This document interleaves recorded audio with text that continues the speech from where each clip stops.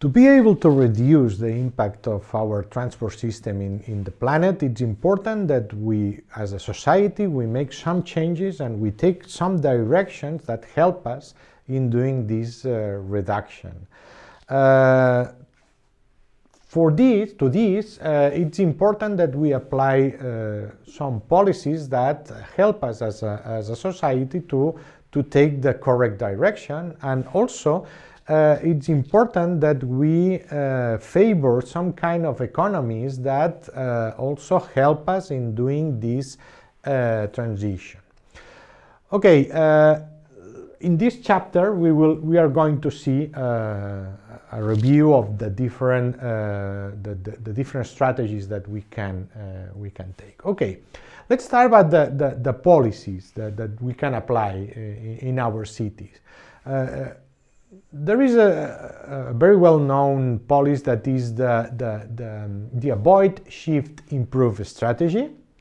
That it means that if we want to reduce the use of our fossil fuels in our vehicles, we need to make, or we can do, three different kinds of action.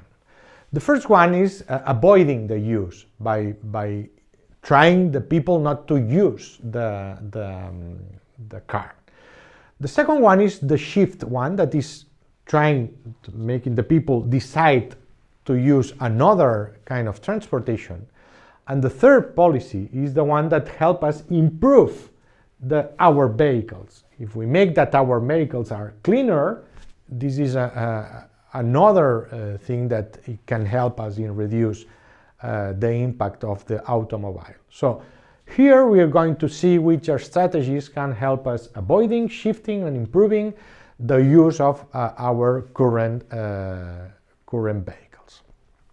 Well, these three strategies can be done in different ways. It can be done technologically. So you can use the technology to make each of them, each of these three policies.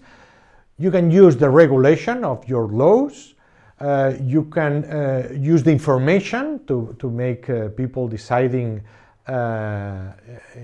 in different ways, and you can also apply a policy of prices.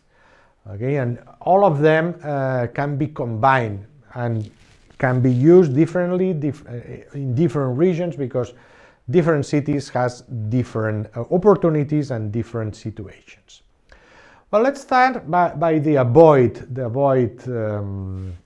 policy. The avoid policy, it can be done by preventing the growing of the suburbs. As you know, the suburbs has been growing in most of the cities because the access to vehicles, to automobiles, to cars can help the people living where they want. As they have the autonomy to move wherever they want, they can use this car to live far away and in a suburb, and then go to the city center by car. So this is not desired. As you know, there are cities that has been growing a lot due to the access to the vehicles, mostly for example in the United States, for example Los Angeles, but you will have examples in all the world. These suburbs are so large, and this means that when everybody wants to access to the same places, you will have giant traffic jams in your city. So the growing of these suburbs is impeding the growing of these suburbs is a way to prevent that our impact will be growing. So this is one of the policies that we can apply, and obviously change, trying to use public transportation. Obviously there are cities, for example Los Angeles, that the public service is not so spread, and this forces the people to use the car in these cities. So this policy of preventing the growing of the suburbs is one of the first thing that we have to do. The other one is by putting taxes and putting a price to use these roads. You can have polls where people have to pay, and obviously this is a strategy to make people reducing the use of the vehicle. Obviously, if by taxes you make that using your car, it's expensive, day by day it's more expensive. At the end, people will decide not to use the vehicle. And this is another strategy that, as a society, we should take. Obviously, no one wants to pay for living, but if using a car is a dangerous thing for all the planet, at the end we will need to tax this in order to prevent it. And this is, even it's not popular, at the end it will be benefit for all of us, because it will force us to do something new. So if you don't have to pay for use the car, you don't have to think about doing different things. But if you have to pay, at the end you will go to the second strategy, that is the shifting. Shifting, it means that instead of using the car, you will try to use public service, for example, the railroad, the train, or the metro. So by imposing taxes to the car will help people doing this transition, but we have to be careful with this, because if we make the people go all of a sudden, all of them want to use the public transportation, at the end we will have the jam inside on our stations, and this is something that will make, once again, the people go back to the automobile. So we have to favor in order to make this shift, the public policy. So our cities have to decide having a very good public service, public transportation service that can move us wherever we want. So we have to take care not to produce traffic jams, so people jams in our stations. So this also, the shifting will be if we improve our trains. For example, if we want to go from one city to the other, having a very good high-speed train that connects very large cities is another way to prevent the people from using the car.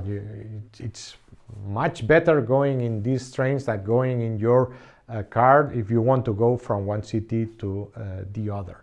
And the other one is having a very good intra-cities, having a very good metro system that help people and that allow people going from one place to the other of the city whenever they want to go. Investing in this kind of services is a way that can make people deciding go using the transport system, the public transport system. Well, once again, the prices can make go the people from one side to the other. So if the public services are too expensive, once again, the people will decide going back to the fossil fuel vehicle, to the automobile. So the price also, it's so deciding on the prices of the public services also, it's a way to helping people deciding going to the public transportation. Well, these are the ones that, so we have seen the ones that are using different transport systems. And now, if we want still to maintain the vehicle, we need to go to the third policy, that is the improve. Improving our vehicles is also a way to reducing the impact, because if instead of using our petrol stations, we change and we use smaller vehicles that are able to use electricity instead of gasoline, or we use biofuels, this is a way to also reduce the impact. Okay, now we can move to what we can do with our economies in order to reduce our impact. The first thing is to use the sharing economy. Instead of having an economy system that it's based or it's designed to bring you everything that you need, maybe if you have a sharing economy where you can share the things that you have, maybe you can reduce your transport necessities. So you don't need a transport system that brings you everything that you know that you need. And one of the things that it's interesting to do is, for example, the car sharing. Car sharing, it means that maybe not everybody needs a vehicle, just needs it has a transport requirement that maybe you need a car once a month. And if you are on this situation, maybe it's not necessary that you have a car, but you can have a car near and you can just share it. So you can access to your car, use it, then leave it, and another person, other people can use the same vehicle when you don't need it. The other thing is the carpooling, that maybe there is several people that has the same requirements in everyday basis. So if you are a group of people that goes from one point to the other, for example, to go working every day, maybe you can share and you can go together in the same vehicle, in the same car, and you can use the same car to go to your work. This is the carpooling economy. Okay, a third option that we have is the digitalizations. Obviously, if we have a digital economy, we don't need to access to places, because we can have access to information without moving, and also sometimes we can replace some objects with something that is not, it's digitalized. So if for example, you can read books inside your mobile. So the digital economy, the digitalization of our economy, is a way to reduce the need for things in our economy. And finally, also we can use the teleworking. This is related with the digital technology. So as we have seen in the COVID-19 lockdown, we can work at home and we can be as efficient as we were in our offices. So if we do a clever use of our teleworking, we will favor the use of it, and we will reduce our transport requirements. Maybe we don't need to go to our office every day. Maybe we can go twice a week or once a week. And if we do this, our transport requirement will be reduced. And obviously this will have an impact, as we saw that the lockdown conditions has had a very huge impact in the pollution that we have emitted in the last year. So using in a clever way all these strategies and using the correct technology, the policies, we have ways to reduce, in conclusion, to reduce the impact that we have on our environment.